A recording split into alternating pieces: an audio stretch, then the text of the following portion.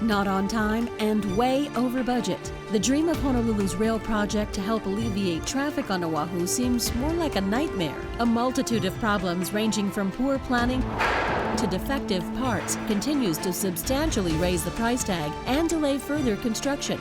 So what now? Where will the money come from? And where exactly will the rail line end? Tonight's live broadcast and live stream of insights on PBS Hawaii start now.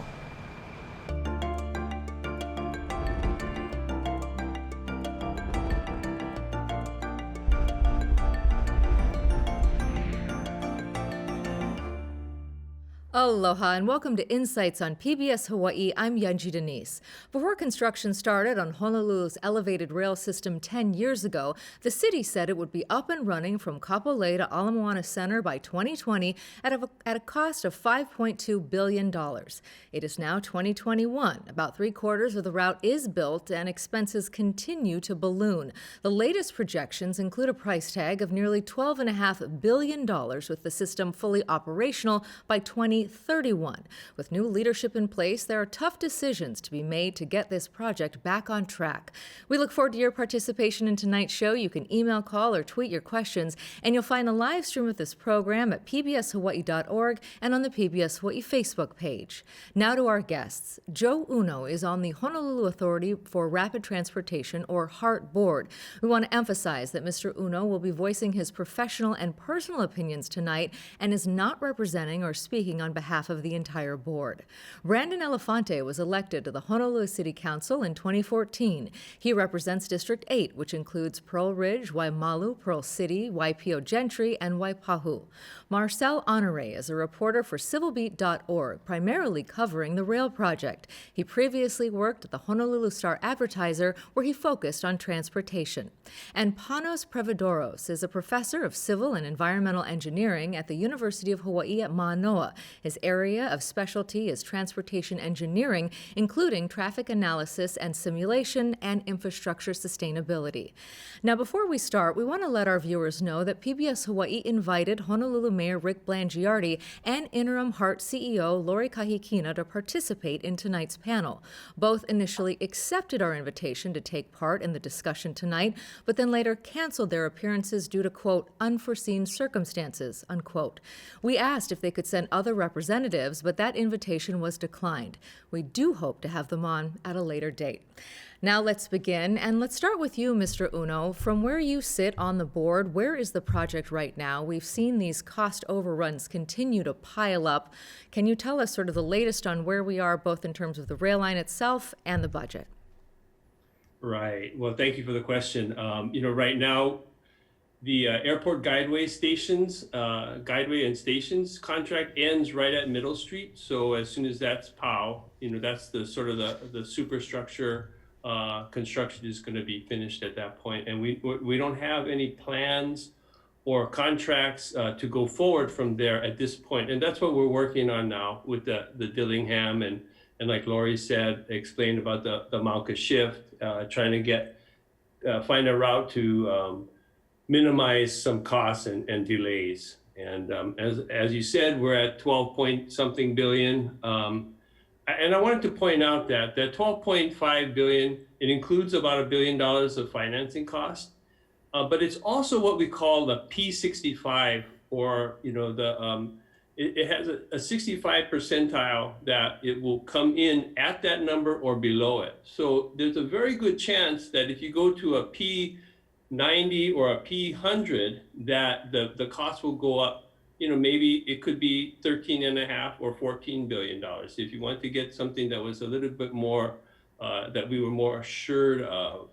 So instead of a 65 percentile, if we went to a higher percentage, we would get a higher number. So that's something to keep in mind when you're talking about estimated costs like this. Mr. Honore, can you tell us, you've been covering this project for some time, where are these cost overruns coming from? Thanks, Yunji. That's a really good question. I could probably take most of the hour going into a lot of that. And Joe can backstop me on some of this, but really, I like to when people ask me about this, I've as of late, I've really been boiling it down to the troubles along the Dillingham corridor. I mean, that has just been, the bane of this project. The inability to get the designs and the final approvals done in a timely manner. And in my reporting on this, it's even it's more sad in that rail officials, this is not the first time, this is not the first iteration of a rail project, and that corridor has been flagged for several decades, even going back to I want to say the late 80s or the early 90s, that it would be a real problem for any system. But in any case, that is really stymied. I see it as really a core problem that has it's helped stall the issuing of the contracts, like Joe mentioned. It's stopping at Middle Street, and they have not issued. They've attempted and canceled contract procurement for the remaining 4 miles 3 times now, and now they're working on their 4th time. A lot of that stems with just various problems getting affairs in order to relocate the utilities in that crowded corridor along Kalihi. So that's, I would say, in recent years, it really boils down to Dillingham. Prior years, there are other issues with hot construction markets, poor planning, lowballing cost estimates. But kind of where I see the project right now, it's just a fundamental failure at Dillingham Boulevard. And Mr. Prevedoros, as an engineer, I'd love for you to weigh in on this.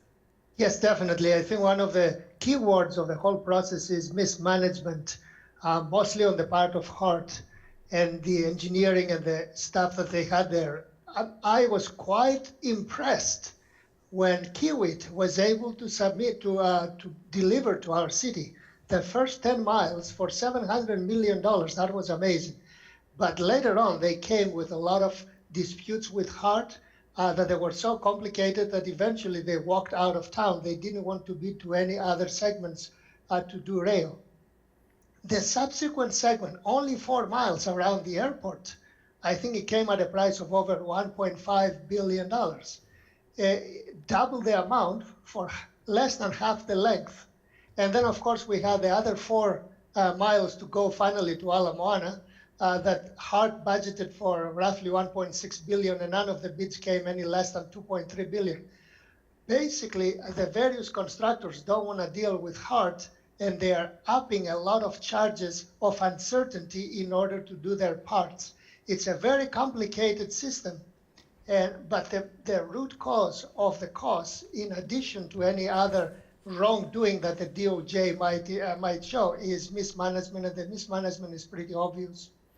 Mr. Elefante, as somebody who represents a district that this is going to be going right through, what are you hearing from your constituents, and does the City Council have the appetite to figure out how to fund all of this? Yeah, thank you, Yunji, and thank you to PBS Hawaii and my fellow panelists for joining me this evening for this very important topic. I've represented the district, as you mentioned, Yunji, since 2014. I've always been a rail supporter of it.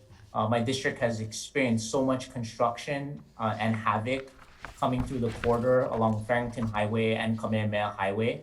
And for a lot of them that live on the west, I live in Pearl City, they want to see the project come to fruition. Albeit that, as Joe mentioned, as Marcel mentioned, as Panos mentioned, that there's cost overruns, mismanagement. So people are frustrated, and more delays that we've seen in the news. But I think now with HART and their new leadership team that they have, I'm hopeful that they can work with the City Council. We do have to find that gap financing. I've always been someone that has looked at GET in perpetuity, and I know that's a tough sell at the legislature, or looking at flexibility in TAT, or perhaps maybe even looking at federal funding. I know Senator Schatz mentioned about the 70 million, and they HART, as well as the council chair, along with the mayor, wrote a letter to the federal government for 800 million, although that's a long shot whether or not we can get that. But we have to ensure that we comply with our full funding grant agreement, which is to build rail to Ala Moana. And that's something that I know for the people that I represent, that they would like to see come online, because rail is really a transformative and game changer project for the communities.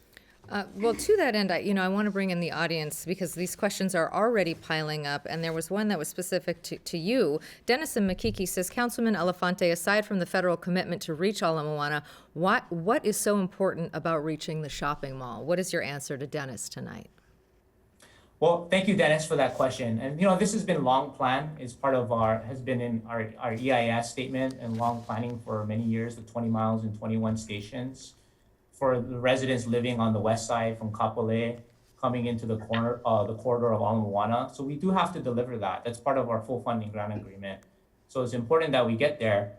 But the financing obviously rests in the responsibility in working with the HART board, working with the mayor, my colleagues on the council, to look at ways that we can come up with to get to that point. There's a bunch of questions coming in about news that broke in the last 24 hours. This, of course, is about Colleen Hanabusa, former Congressman Colleen Hanabusa, announced, of course, that, and she's also the former HART board chair, announced that she's been awarded a contract to be an outside consultant. I just want to read the numbers here so I get them right. Valued at $216,000. She could earn as much as $924,000 over a 6-year period if her contract was extended. Now, we do want to make clear that we did invite Ms. Hanabusa to appear on tonight, but she declined our invitation. So, Mr. Uno, what's your reaction to this contract? Well, as I stated in the Star Advertiser, I don't think it's quite that big of a deal. I think Colleen Hanabusa is like I said, one person in the world who could get another Act 1 through our legislature. And I think that Brandon pointed out, getting the GET and TAT extended in perpetuity is going to be a big help for HART. And the community, because even if we were able to modify the full funding grant agreement and stop at Middle Street, we still have operating and maintenance expenses, which that would be a big help in funding. So I'm happy actually that Colleen is there. She's the one person I think that can do this politically anyway. Marcel, I want to get your thoughts on this, but I just want to read a few of these questions just to give you a sort of a pulse on what people are thinking right now. Mike and Makiki, were there other people even considered for the position given to Hanabusa that was announced? John says, why did you approve, but this is actually Lori Kahikina approving, Colleen Hanabusa's $200,000 plus contract? Kahikina fired all consultants and hires Hanabusa for $200,000. Why? Obviously, as Mr. Uno mentioned, she comes with a skill set that is extremely unique, and so one would say that she's suited for this position. But Mr. Honore, what are your thoughts on this, and what is your reporting about this hire? Yeah, I was pretty amazed. We posted this story late last night, yesterday evening on Civil Beat, and it's drawn a tremendous response. And I kind of wonder if, in the economic climate that we're in, and especially in Hawaii, I just think, at this particular point in time, the way people are struggling, I think it might have just hit kind of a sour note. There were no other bidders.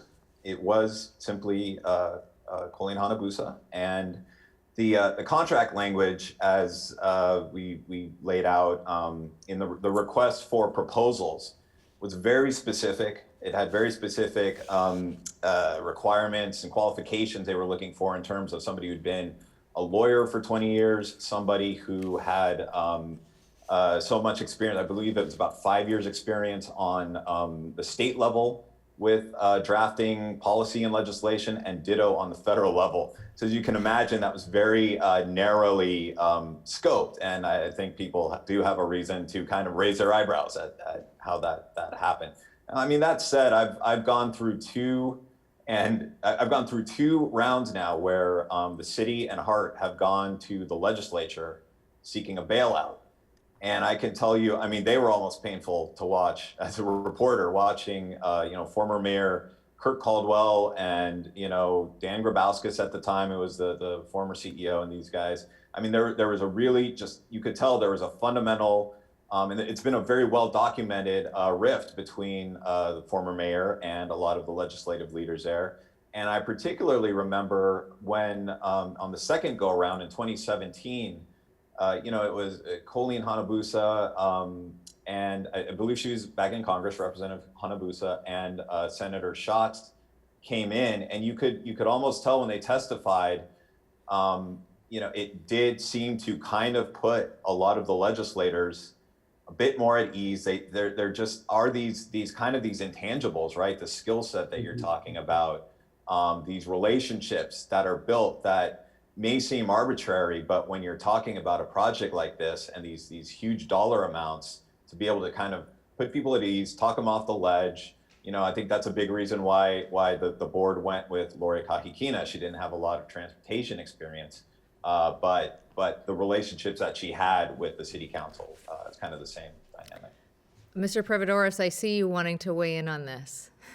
Yeah, right. I have no doubt that she will be useful to HART, but she will be terrible for the community, because if she's able to obtain more money for HART to sink into this project, that would be very counterproductive.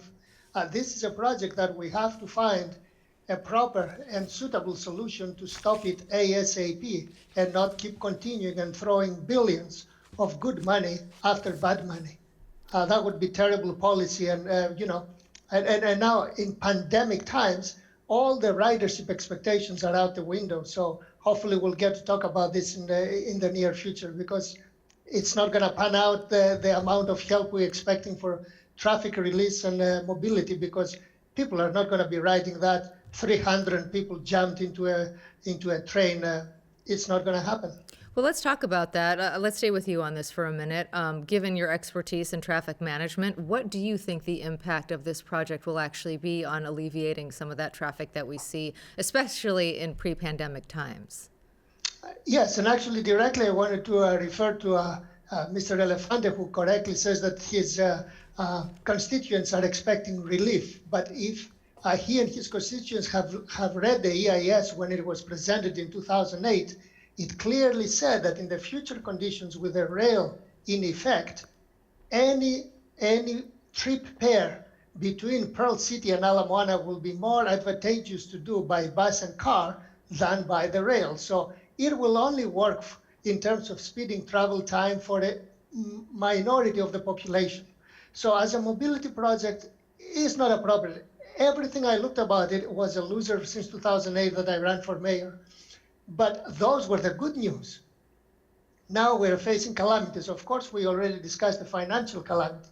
Now the ridership, even under proper, if you did what is called a peer comparison of our project with similar projects on the mainland and the size of city, the densities, etc., our expected ridership would be in the order of 60 to 70,000 riders a day. The city is expecting 118,000 pre-pandemic. So therefore, I think the correct estimate for it would be somewhere in the order of 70,000, like other cities, minus the effect of the pandemic, which is at least a 20% decrease. Most of the transit systems in the nation today are operating somewhere between 40% and 80% lower pre-pandemic. And there is going to be a hysteresis. None of the experts are expecting that transit ridership will ever recover to the point that they were. So our brand new system is gonna start operating at a deficit already because of the lower ridership than the expectations. Mr. Elefante, I want to give you a chance to respond to that. I mean, if those projections are correct, are we just throwing money away? No, I don't feel we're throwing money away at all, because this is truly an investment in the community. This is a transit-oriented type of project that's a multimodal project. And it's been a struggle for many decades. Had we done this back many decades ago, I don't think we would be in the situation we are in today with high construction costs, with increase in population, the adjusting to density and growth, especially as you get into that Dillingham corridor, which presents a challenge, as Joe mentioned. So I do feel that this is truly an investment for the community. And I'll just say this to those watching. If you've ever experienced rush hour traffic, come and live in Pearl City or Waipahu or in Kapolei and travel in the morning traffic that we travel in every day. And even today, in just the pandemic, it still takes about half an hour from Pro City to downtown Honolulu by car. And if we were to have a system that's up and running to get to that, obviously it would reduce the efficiency. Yes, we would have a reduction in some sort of traffic, not a big reduction. And people are starting to think about how do they want to ride or get to places with this telework, with the pandemic. But at the same time, it gives people an option. And it's also a quality of life issue that presents to people that may want to live around transit in the future. Mr. Uno, Excuse me, please. May I respond? I'm really glad you brought that up, that, this is a multimodal mass transit system. This was designed to be both rail and bus.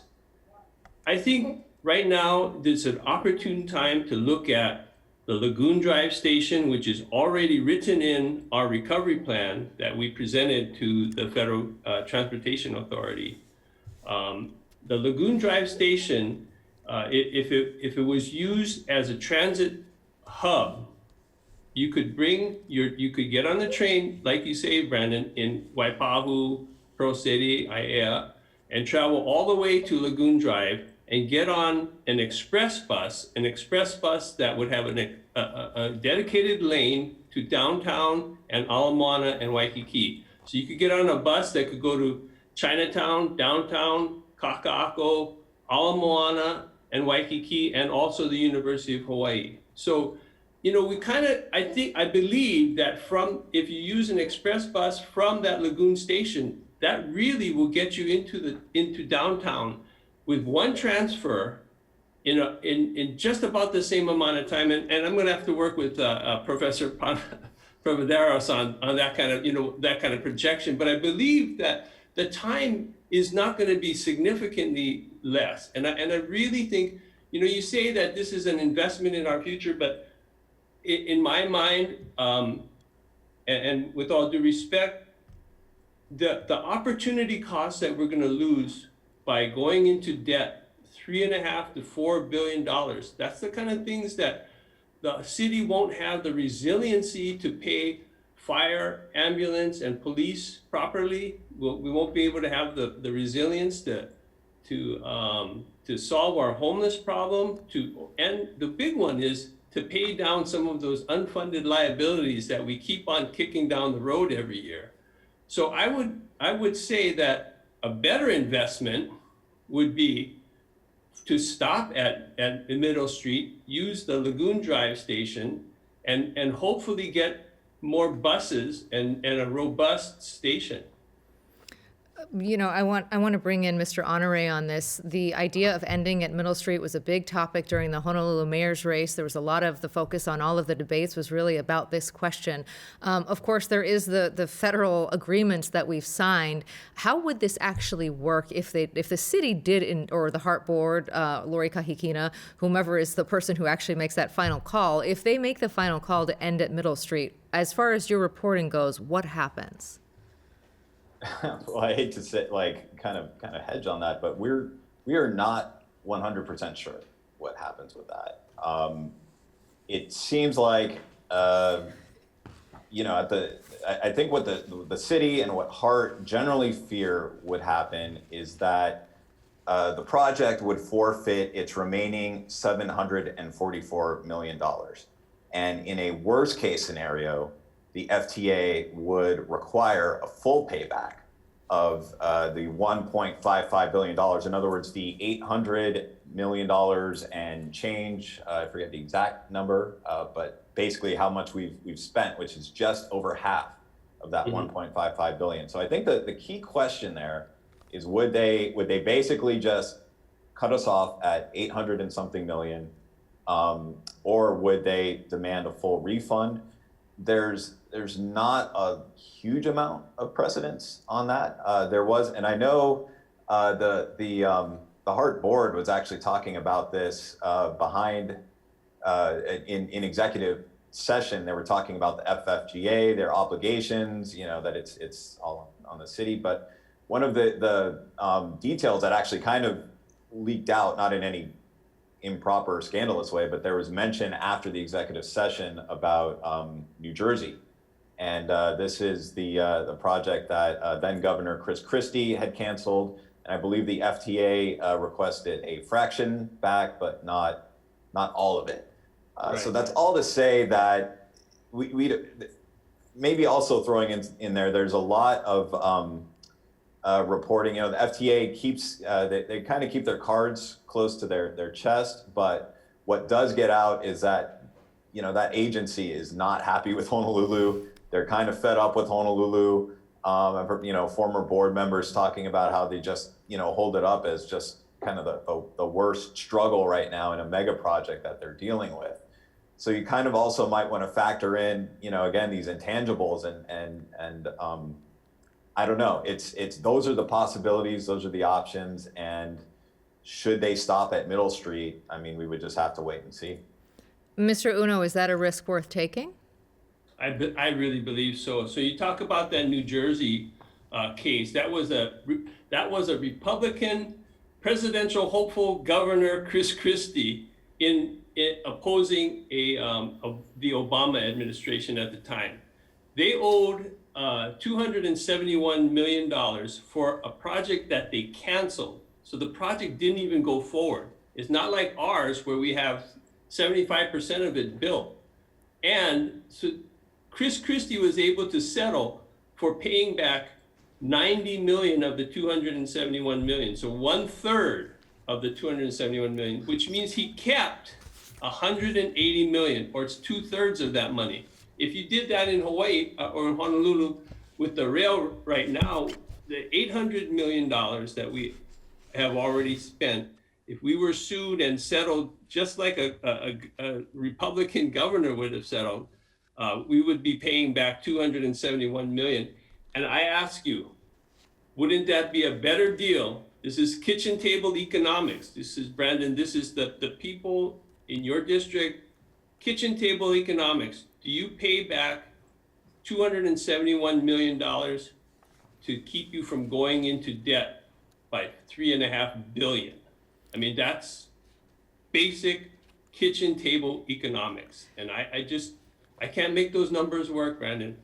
Well, Sorry. those numbers Thank are you. also not guaranteed, in all fairness to the councilman. But what is your response? Would the city council be willing to take the risk of perhaps just having to pay a portion back and ending at Middle Street? My simple answer to that, Yunji, would be no. And here's why. You know, I respect Joe, and I think Marcel brought up some really good points where the FTA and the federal government really holds their cards close to their chests as to, you know, what, you know, can we do if we were to stop at Middle Street?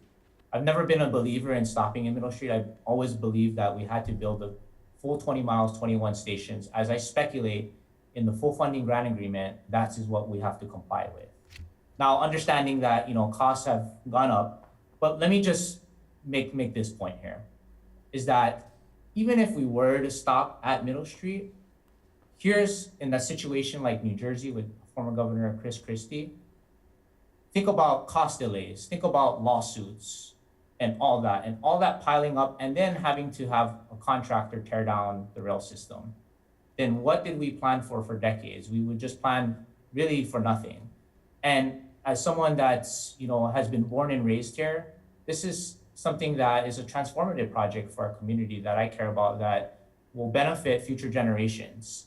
And while, yes, the cost has ballooned high, when we think about it, right, when we go to the store and we, you know, pay for tax, whether it's a cup of coffee, how many of us actually think, okay, well, you know, the tax that I'm paying for that, the GET on that, you know, that's going to rail.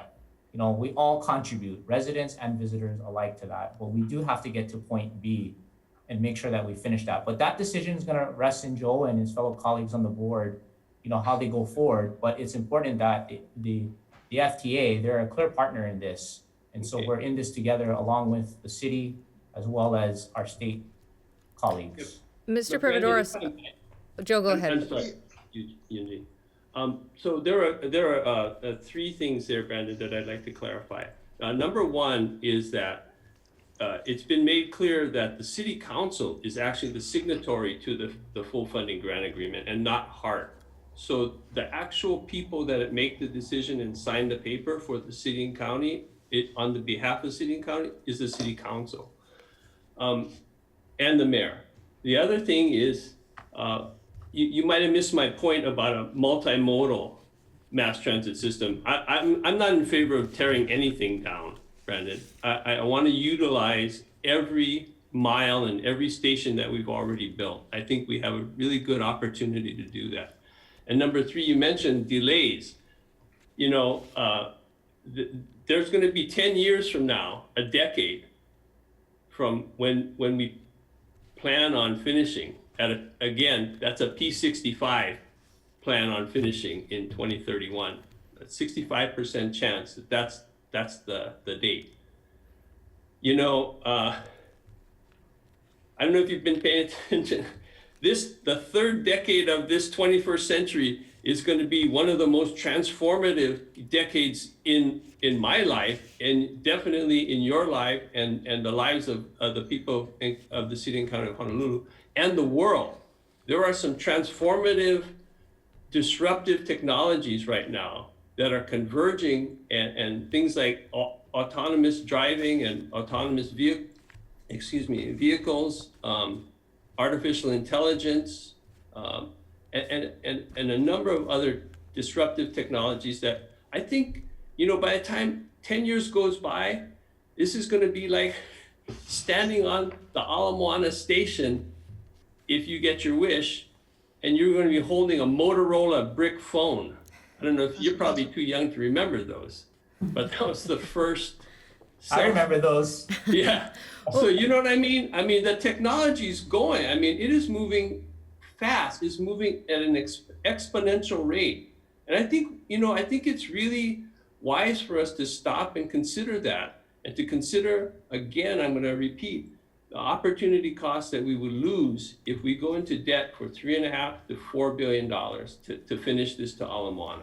Mr. Privadoris, I want to get your insight on this, specifically also just as an engineer, when you look at the sort of the infrastructure around Middle Street, is it realistic to actually have the station end there? Do we have the bus lines? Do we have the space for that to actually work as an endpoint for this project? It's quite realistic. While we're talking about slightly two different places, Lagoon and Middle Street, they're very close to each other. Middle Street was designed with FTA money as an intermodal center.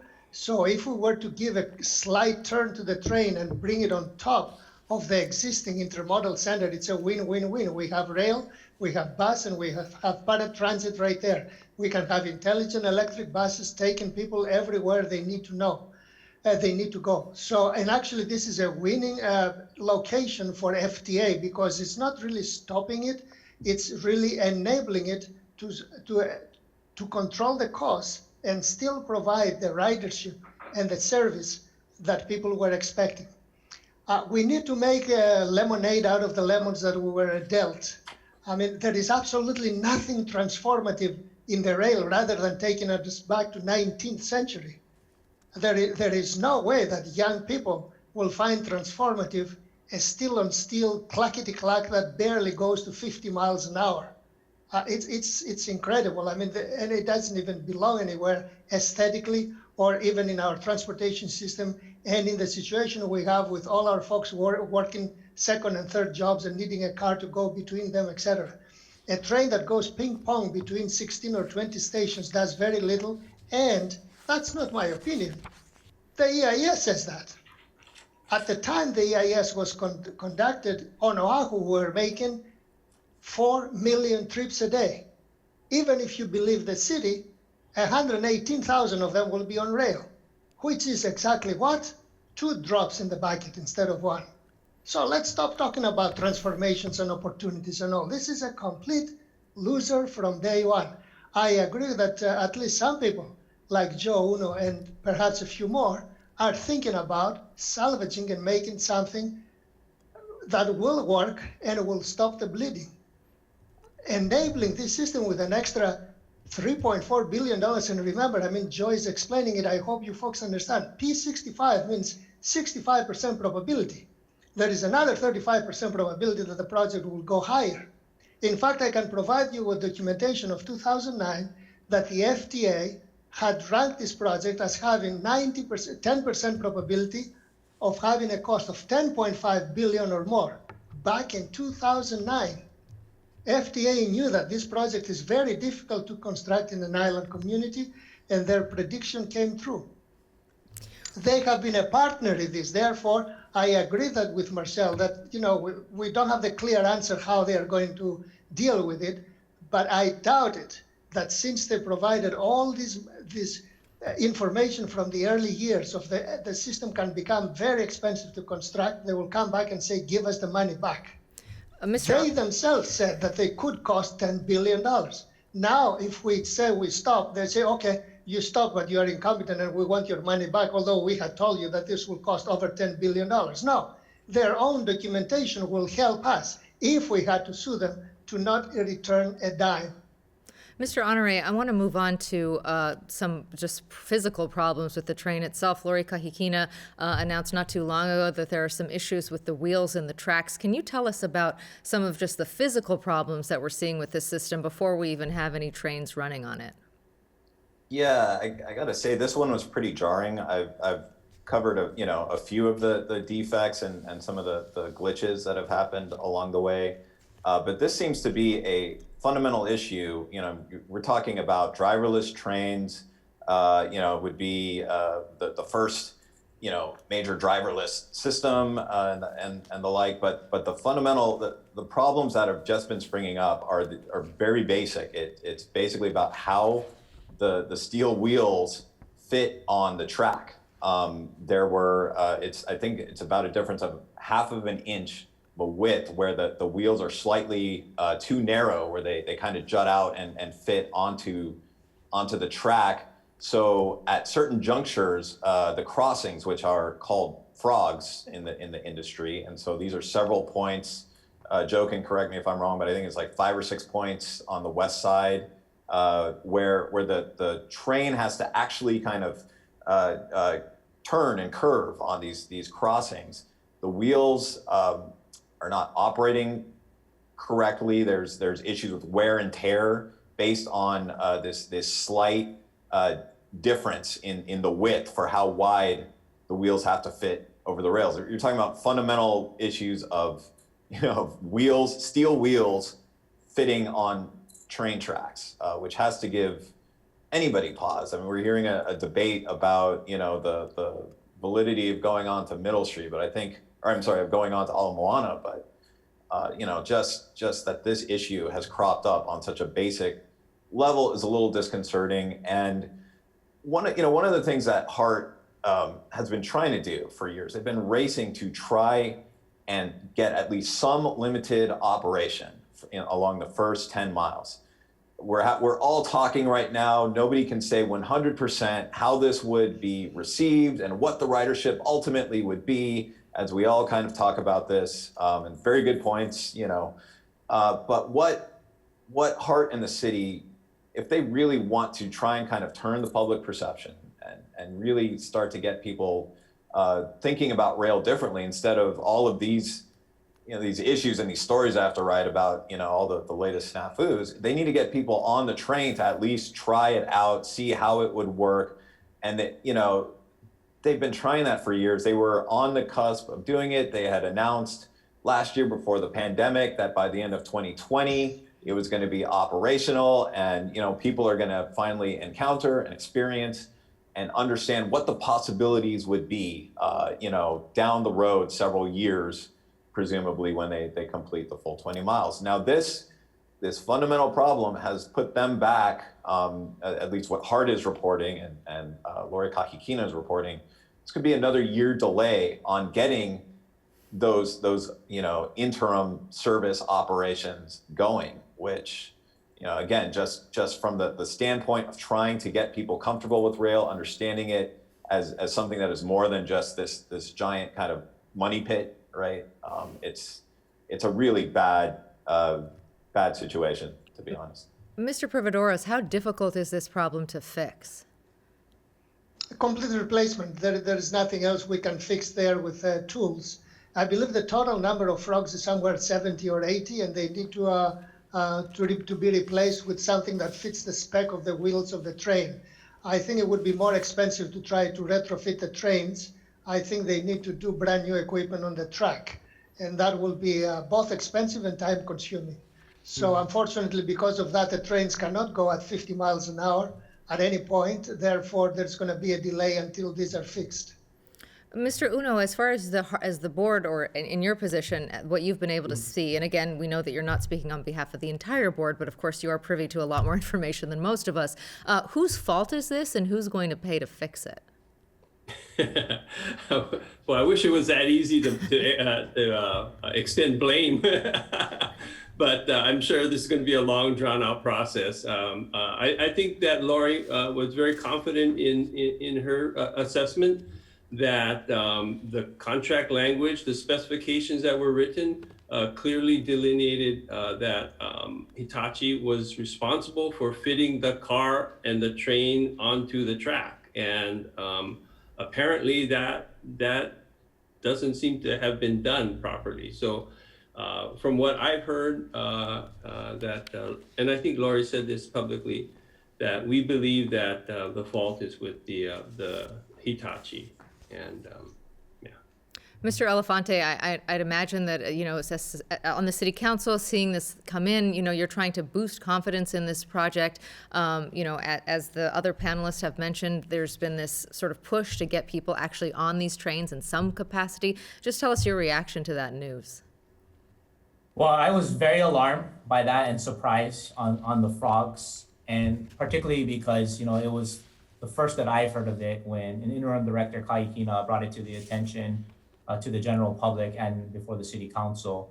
And clearly we do need to remedy that issue and fix that, because we need to have a safe system in place. And I understand that the trains have to slow down when they get to those cross points or those frogs area.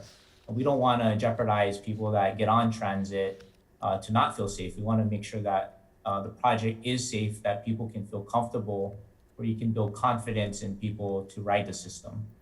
Mr. Pervadoris, I have another sort of just basic question about the track itself. As we mentioned at the top, 3/4 approximately are already built. Is there any downside to leaving this essentially unused in the time that it's taking? Is there, should we at least get trains running on it in some capacity, provided that the issue that we just laid out is fixed? Is it bad to essentially just have the equipment sitting there? Not so much for the track, because rust is actually a protectant. So the system, the rails can rust, and they'll be fine after 2-3 years if you want to use them. However, I don't know about the conditioning of the trains, because we keep buying trains and we have them in the barn next to a very high salt environment, and humidity. So I don't know what kind of impact this will have in the quality of the trains, and when we put them in operation, how long they will last, and whether they'll have problems of humidity and salt affecting their electronics. Okay, we've got a bunch of questions, and I want to pose this to Marcel, just about the various audits that have happened. Mark on Facebook says, has anyone hired any forensic accountants to look for illegal activity and or waste? John in an email says, when, if ever, can we, the taxpayers of Hawaii, have a forensic audit performed on the funds that have already been spent, allocated, or allotted toward finishing the rail, along with published, transparent results of said audit? Can you tell us just about the financial reviews that have happened? I know there have been several. There's been numerous performance audits, both on the state and the city level, and they've laid out, they make my job easier, frankly, in a lot of ways, when they lay out a lot of the issues. As far as a forensic audit, something that directly looks for malfeasance, this idea has been thrown around for several years, and I believe it was Councilman Elefante can correct me, but his colleague, Councilwoman Tsuneyoshi, proposed, I want to say it was either in 2019 or 2020, putting money, and I think money was actually allocated for a forensic audit at a moment when it seemed like it could work. And that allocation was pulled. It was a casualty, more or less, of the pandemic. That's how it was explained at the time, that they basically pulled back from executing this forensic audit. I believe a lot of it would have been shopped out, right? Contracted to an independent party that really specializes in this. So that was moving forward on the city council level. I don't believe it has been resurrected in any way. And this is all, Panos alluded to this briefly earlier. All still in the backdrop are, investigations into potential criminal wrongdoing and malfeasance by the Department of Justice on the federal level and on the state level. And as a reporter, I can say it's extremely hard to, kind of crack that shell and really see what's going on other than the subpoenas and limited things here and there. But it does seem clear that is still proceeding in some fashion, where they are investigating to see, look, was there real fraudulent, activity, any sort of malfeasance, and it's that's kind of I think that's where, if you're going to see something that people are looking for in a forensic audit, it would come out of that. Oh, and I meant to say that the board, Joe can attest that they were briefed on this in executive session about a month ago. So there does, and they stayed in there for a long time. It seemed pretty clear that it wasn't to just say that, oh, we're good, everything's done. They were briefed for a good amount of time. So it does seem that that kind of accountability, looking for those kind of issues, is still moving on. Mr. Elefante, is that something that the council still wants? Well, I haven't seen a proposal. I think there was an earlier proposal in our earlier amendments for that. But to Marcel's point, there's still an ongoing investigation by the DOJ on, perhaps maybe some fraudulent activity. We never know what that investigation is. So there's still that. And there was some performance audits that I've done. And I know HART, as well as the board, has worked to meet some of those metrics and address some of the concerns from the performance audits in the past. Mr. Uno, it's hard to have public confidence in this kind of a project when you do have those clouds hanging overhead. I know that you're probably limited in what you can tell us, but do you think there should be some kind of public forensic audit for this project? Well, definitely. I think, a project of this magnitude, deserves to have a forensic, not only a forensic audit, but I think we have to have procedures in place where, and my colleague Natalie Iwasa can speak to this better than I can, but there need to be procedures put into place where fraud cannot happen, and where it would be caught. So you have to have, someone watching the hen house, so to speak, and yeah, I don't. I mean, when you speak of public confidence, I think.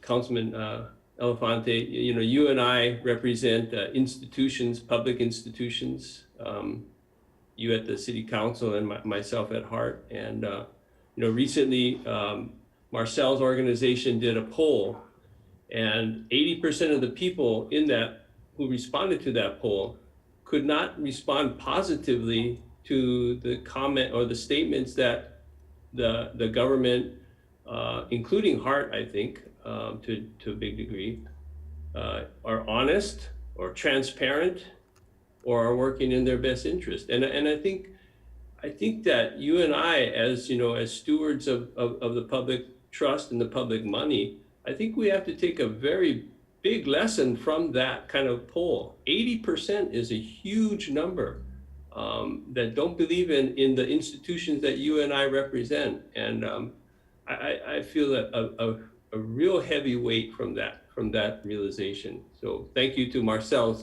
to Civil Beat for doing that poll. It wasn't comfortable. It's not comfortable, but it is where we're at, and I think that's a big deal, Brandon, for both of us. I want to get to this because it speaks to this a little bit. Councilman Elefante, Aloma in Manoa says, how can this cost be justified when the island's infrastructure is in such disrepair? At the council, of course, you're making a lot of decisions on the city budget. When you spend all of this money on rail, obviously other things could suffer. What do you say to Aloma about those decisions? No, I think that's a good question. Every year we look at our CIP, our capital improvement project budget every year. In the past when our roads were deteriorating, the administration and working with the council would put in over hundreds of millions of dollars to repair disrepaired roadways and infrastructure. What I would say to that is, the HART project is, one issue, and infrastructure as we get into our city and county can be another. So we have HART with federal funds, GET, TAT, other sources, for that, that can help for that. But we also have these other needs like infrastructure. So yes, we can look at both of that, but at the same time, that also comes with needs and demands for the amount of resources, whether it's staffing, funding for area. And as we know, yes, we're all on some tight budgets, especially during this pandemic. And the major source of revenue for the city is real property tax. So we're very limited as to what we can do in terms of funding projects for infrastructure. But I do think, with rail and the funding mechanisms with it, there's not much flexibility, especially with, as Joe mentioned, with Act 1, that just really ties the hands to how we can use funding and the flexibility for it. We have just about 5 minutes left, so I want to make sure that I get to each of you and to get a final thought tonight. But I would just like to know, given all that we've laid out, and there is much more, we could probably do a whole other hour on, I have a big stack of questions here. What is the best case scenario with this project? What do you think should be done right now so that it's in the best interest of the taxpayers and so that all this money has not gone to waste? Mr. Pravadoros, I'll start with you. I think we should focus all of our efforts to try to complete the system to Middle Street or near it and give it to the people to use. Every living moment and every dollar that HART has should focus on providing an operational system for our city. Forget Ala Moana, forget 2031, forget another $4 billion. That is really an unacceptable policy position. This rail needs to be done and be given to the people within a couple of years, period. And then decide later on if we want to expand it to Ala Moana or beyond. But for now, enough is enough. It's become way too ridiculous, way too expensive. But it's also very significant that it's done, and it needs to be done and needs to be given to the people to ride it. Because right now it's just a construction project for 10 years, 12 years, and nothing is being enjoyed by our city. It's time to enjoy what we have and then perhaps expand it. Mr. Elefante? Well, what I would say to that is that, we do have to finish the project and what we start with from point A to point B. But what I would also say is that, we really have to look at where we are. I think the key is the Dillingham corridor, seeing if we can do the shift and working with the FTA, and then city center. So there might be some delays, as to how we go about that. It might not happen right away as we get stations online or the guideway and getting utility relocation, all that. So that's going to be the challenge. But I do feel that, we do have to have the system in operation soon. And I think it's critical, that we can start opening up that first 10 miles to Lowe Stadium, and then maybe as stations come online to the airport and further. But we really have to look at that and continue to collaborate with all the different partners that are involved as we look to see how we can complete it to get to point B. Mr. Uno, what are your thoughts? I try to frame these things in, Simon Sinek has a book called Start With Why.